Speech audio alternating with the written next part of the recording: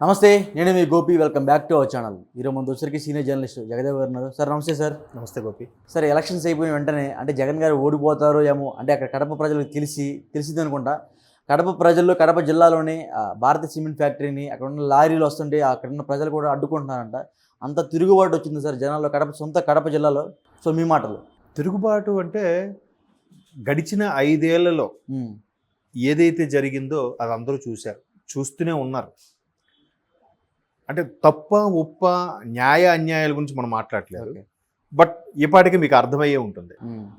మొన్న పోలింగ్ అయిపోయిన తర్వాత కూడా చాలా చోట్ల చెదురుముదురు ఘటనలు జరిగాయి. దాంట్లో పోలీసులకు కూడా తలలు పగిలాయి, చూసాం. ఎవరి వల్ల అంటారు, దేని వల్ల అంటారు కదా? అంటే గడిచిన 4 సంవత్సరాల 10 నెలల్లో ఏం మాట్లాడితే ఏం పేకల మీదకి వస్తుందో, ఏం మాట్లాడితే ఎవరి తల పగులుతుందో, ఏం మాట్లాడితే ఎవరికి ట్రాన్స్ఫర్ అయిపోతుందో, ఏం మాట్లాడితే ఏ పథకాలు కట్ అయిపోతాయో అని భయంకో లేదంటే ఒక రకమైన న్యూనత భావంకో లోనయ్యి అందరూ అలాగ మిన్నకుండిపోయారు. ఇప్పుడు ఒక్కొక్కరుగా బయటకు వస్తున్నారు. గొడవలు ఒకడొచ్చి మేము ఓడిపోతాను అక్కసితో తట్టుకోలేక బుర్రలు కొడతాడు, ఇంకొకడు వచ్చి ఈవీఎం మెషిన్ వచ్చి బర్రెలు కొడతాడు, ఇంకోటి వచ్చి ఆ ఊరికే ఈవీఎం మెషిన్ ఎత్తుకుని పారిపోతాడు. రకరకాలు జరుగుతున్నాయి కదా. ఇవన్నీ దేనివల్ల అంటారు? ఎందుకు తీసుకెళ్ళిపోతున్నారు, ఎందుకు బద్దలు కొడుతున్నారు, ఎందుకు కొడుతున్నారు, ఎందుకు పోలీసులు కూడా చోద్యం చూస్తున్నారు అనే వార్తలు చూస్తున్నాం. ఇవన్నీ కూడా ఒక రకమైన భయభ్రాంతులకి. నేను చాలా సందర్భాలు చెప్పాను, తెలంగాణ సమాజంతో పోలిస్తే ఆంధ్ర సమాజం అంత ఇదిగా ఓపెన్ అవ్వరు. ఓటుతోనే చెప్తాం సంగతి, అప్పుడు చూద్దాంలే, బయటికి మాత్రం ఎందుకులేండి సార్ అంటారు. అంటే సినిమాల్లో మనకు చూపిస్తే మీకు ఎవడైతే స్ట్రైట్ ఫార్వర్డ్గా ఉంటాడో, ఎవడైతే ప్రభుత్వాన్ని ఎదిరిస్తాడో, ఎవరైతే అన్యాయాన్ని ఎదిరిస్తాడో వాడిని హీరోలో చూస్తాం. రియల్ లైఫ్లోకి వచ్చేసరికి ఫస్ట్ నీ తల్లిలో నీ భార్య ముందు వెనక్కి లాగుతుంది. వాళ్ళందరికీ లేని మీకెందుకండి అంటుంది. ఒక భయభ్రాంతి. అంటే వాళ్ళకు కూడా భయం, అమ్మో వీడిని ఏం చేస్తారు. సినిమా కాబట్టి హీరో ఒక 100 మంది కూడా కొడేస్తాడు, కొడితే అలా అక్కడ పడతాడు, సుమో అక్కడికి వెళ్ళి ఎగిరి పడుతుంది. అది సినిమా. ఇక్కడ అలా ఎలా అవుతుంది? రియల్ లైఫ్లో ప్రాణాలు పోతాయి. ఆ ప్రాణం మీద ఎన్ని కుటుంబంతో ఆధారపడి ఉంటుంది, ఎన్ని జీవులు ఆధారపడి ఉంటాయి. సో వీటన్నిటిని బేరీజ్ వేసుకొని అలా కామ్గా వెళ్ళిపోతుంటారు. బట్ తెలంగాణలో ఏంటి, ఉద్యమ స్ఫూర్తి ఎక్కువ. అక్కడ ఉద్యమ స్ఫూర్తి వీళ్ళతో పోల్చితే కాస్త తక్కువ నా అభిప్రాయం. ఓకే. సో ఎప్పుడైతే ఎన్నికలు అయిపోయాయో ఇప్పుడు ప్రస్తుతానికి ఆపద్ధర్మం ఉంది, సో పోలీసులు కూడా న్యూట్రల్గా ఉంటారు, ప్రభుత్వం చెప్పింది వినరు అనే ఉద్దేశమో లేదంటే ఒక్కసారి తెగించారో ఒక్కొక్కటిగా బయటకు పడుతున్నారు. దీంట్లో భాగంగానే కడప పరిధిలో ఉండే సిమెంట్స్ ఏదైతే ఉందో, జనరల్గా ఏ ఫ్యాక్టరీ తీసుకున్నా దుమ్ము ధూళి పొల్యూషన్ అనేది సర్వసాధారణం. చాలా ఫ్యాక్టరీల వల్ల ఇబ్బంది పడినప్పుడు ఏం చేస్తారంటే ఆ ఊరి సర్పంచ్ని ముందు ప్రసన్నం చేసుకుంటారు. తర్వాత అక్కడ ఉండే స్థానికులను ప్రసన్నం చేసుకొని, బాబు మీ ఫ్యాక్టరీ వల్ల మా చెరువు ఇంత ఇదైపోతుంది, మా నదిలోకి అంత కలుషితం అయిపోతుంది, మా సముద్రంలో చేపలు చచ్చిపోతుంటే ముందు చేపలు చనిపోతున్నాయి, అది మీకు పడవలు కొనిస్తాం, మీకు ఇంటి నుంచి ఒక ఉద్యోగాన్ని ఇస్తాం. వాళ్ళ ఇంటి నుంచి ఉద్యోగం ఇచ్చారనుకోండి, ఇంకా యాజిటేషన్ ఎవరు తీసుకురాడు కదా. ఇట్లాంటి తాయిలాలతో ఫ్యాక్టరీస్ అనేవి కొద్దిగా బుజ్జగిస్తుంటాయి. బట్ అది పోను కొన్ని సంవత్సరాలు అయితే అది ప్రమాదకరమే. కానీ ఒకవైపు భృతి, మరోవైపు పొల్యూషన్ తక్కువగా ఉండే, లేదా ఊరికి చివరగానో ఎక్కడో దూరంగా ఉండే చేయాలి. బట్ పెరిగిన జనాభా అలాగే పట్టణాలు విస్తరించడం వల్ల అలా ఫ్యాక్టరీ చుట్టుపక్కలకి వెళ్ళిపోతున్నాయి, పొల్యూషన్ అవుతుంది.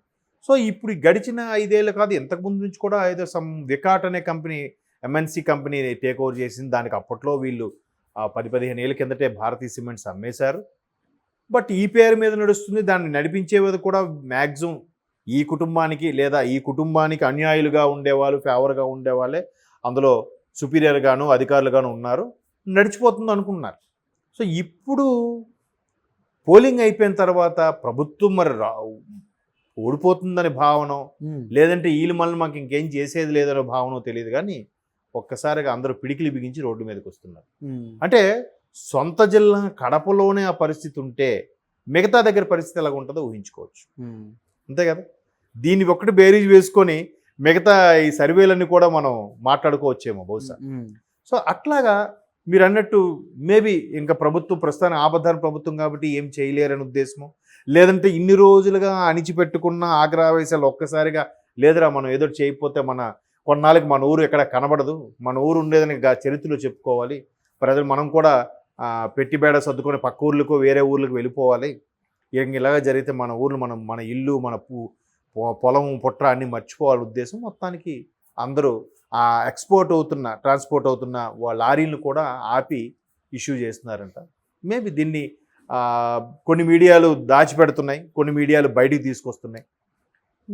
ఏదైనా 4 తర్వాత ఎలా ఉంటుందో చెప్పలేం. అంటే చాలామంది ఏమంటున్నారంటే ఇప్పుడే ఇలా విజృంభించారంటే రేపు 4 తర్వాత ఇంకాస్త విజృంభించి ఫ్యాక్టరీని ఏం చేస్తారేమో, ప్రజల ఆగ్రహవేశాలకి ఫ్యాక్టరీని లాక్డౌన్ చేపిస్తారా, లేదా ఫ్యాక్టరీని ముగిస్తారా, లేదంటే ఇంకేమైనా తిరుగుబాటు చేస్తారా అనేటు కూడా రకరకాల వార్తలు వినిపిస్తాయి చుట్టుపక్కల ప్రాంతాలు. ఏదైనా అంటే వాళ్ళ స్థానిక సమస్య.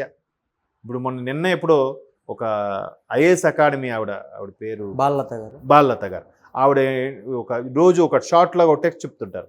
ఆవిడ కూడా చెప్పారు, ఒరిస్సాలో ఒక తెగ, షెడ్యూల్డ్ ట్రైబ్స్ చెందిన తెగ అక్కడ ఫ్యాక్టరీ పెడతామంటే వాళ్ళకి అసలు ఏమీ తెలియదు. అటువంటి వాళ్ళు చాలా సీరియస్గా ఆ కొండని ఆనుకొని మాకు జీవితాలు ఆధారపడి ఉన్నాయని చెప్పి ఆ ఫ్యాక్టరీని దరిదాపులు కూడా రాకుండా ఫైట్ చేశారండి.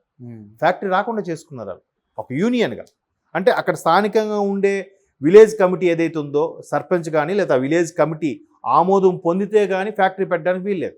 ఆ కమిటీ ఎన్ని తరాలు ఎంతమంది వాళ్ళకు అడ్డొచ్చిన వాళ్ళు చంపేసినా కూడా భయపడకుండా అలాగే ఉండి వాళ్ళకు అనుకూలంగా వాళ్ళకు అనుకూలంగా ఆ పర్యావరణం నాశనం అవ్వకుండా ఫ్యాక్టరీ రాకుండా చేసుకున్నారట. అంటే అలాగా చరిత్రలు నిలిచిపోతారు. బట్ ఇక్కడ ఈ స్థానికంగా ఉండేవాళ్ళు కాబట్టి కొంతమంది గొర్రెలు, కొంతమంది ఎదవలు ఉంటారు, అమ్ముడుపోయేవాళ్ళు. వాళ్ళు ఏముందిరా బాబు, చాలా సినిమాల్లో కూడా చూస్తున్నాం కదా, అని నీకు ఒక 200 కోట్లు ఇస్తామంటే ఊరేమైపోయినా పర్వాలేదు, ఏముంది వీడు ఇంకో ఊర్లు సెటిల్ అయిపోతాను, వీళ్ళు పోతే పోనీలే అనుకునేవాళ్ళు. ఆ మధ్యన ఏదో మార్టిన్ లూథర్ కింగ్ అనే సినిమా చూశారు, అదంతే కదా. అది ఓటు గురించి ప్రాధాన్యత. అండ్ మోర్ ఓవర్ వాళ్ళు కూడా ఎందుకు సర్పంచ్ అవ్వాలనుకుంటాడు, సర్పంచ్ అనేవాడు సంతకం పెడితే ఆడు 200 కోట్లు ఇస్తామంటాడు, అక్కడ ఈ ఊరు ప్రజలంతా ఖాళీ చేసి ఇక్కడ ఫ్యాక్టరీ పెట్టుకుంటామని. మళ్ళీ అక్కడ ఫ్యాక్టరీ గురించే. అంతకుముందు రవితేజ గారి సినిమా ఏదో వచ్చింది వీడే అని, అది కూడా అంతే, ఒక ఫ్యాక్టరీలో దాని యొక్క కలుషితం అంతా కూడా అందులోకి చేరిపోతుందని. ఈవెన్ అదేంటి శ్రీమంతుడు కాన్సెప్ట్ అదే కదా, ఫ్యాక్టరీయే. మహేష్ బాబు గారు శ్రీమంతుడు కూడా లిక్కర్ బీర్ ఫ్యాక్టరీ ఏదో పెట్టారు, దాన్ని కలుషితం అయిపోయి అక్కడ ప్రజలు చనిపోవడం. నాకొద్దు, మీరు పంపించేది ఎక్కడి నుంచి వెళ్ళిపోండి, ఈ ప్రజలు నేను దత్తత తీసుకున్నాను అని చెప్తారు. అంటే ప్రతీది కూడా ఇట్లాంటి దాన్ని ఏమంటారు, పారిశ్రామికవేత్తలకు సంబంధించి సామాన్యులకు సంబంధించిన విషయాలు చాలా ఉన్నాయి, చాలా జరిగాయి, దారుణాలు జరిగాయి. వాటన్నిటి మీద కూడా చాలా సినిమాలు డాక్యుమెంటరీలు వచ్చాయి. కానీ ఇప్పుడు మనం ఇది లైవ్లో చూస్తున్నాం. ఇట్లాంటివి కూడా చాలా దగ్గరలో ఉన్నాయి. నాకు తెలిసి ఉత్తరాంధ్రలో కూడా ఒక ఊరిలో ఇట్లాగే జరిగితే ఆ ఊరు ప్రజలు కలుషితం అంతా సముద్రంలో కలిపేస్తున్నారు, చేపలు చచ్చిపోతున్నాయి, మాకు ఆధారం పోతుంది, చేపలు వేటకెళ్తే చేపలు ఉండట్లేదు అంటే వాళ్ళందరూ బుజ్జగించి ఇంటికొకరిని ఉద్యోగం ఇప్పించి వాళ్ళకి ఇంటికొకటి బోటు, చెక్క బోట్లు తయారు చేసి ఇప్పించి ఇట్లా ఏవో చేస్తున్నారు. అప్పుడు అది సరిపోతున్న తర్వాత నెక్స్ట్ జనరేషన్ ఒక్క చేప దొరకదు, అప్పుడు ఎలా బతుకుతారు? వీడ మెల్లమెల్లగా ఒకటినే పెట్టి వాడి నెక్స్ట్ జనరేషన్కి ఉద్యోగం ఇవ్వడు ఇంకా. అప్పుడు సో మారాల్సింది ప్రజలు కూడా ఉంది, నాయకులు కూడా ఈ ప్రజలు బట్టి వాళ్ళు తయారవుతున్నారు. పారిశ్రామికవేత్తలు కూడా వీళ్ళు బట్టి ఏముందిరా, బిస్కెట్ వేస్తే వాడే చేస్తాడు లేరా అనే తలంపులో చేయించుకుంటున్నారు. సో చూద్దాం 4 తర్వాత ఇంకా గ్రామస్తులు ఏ స్థాయిలో తిరగబడతారో. Okay sir, thank you sir.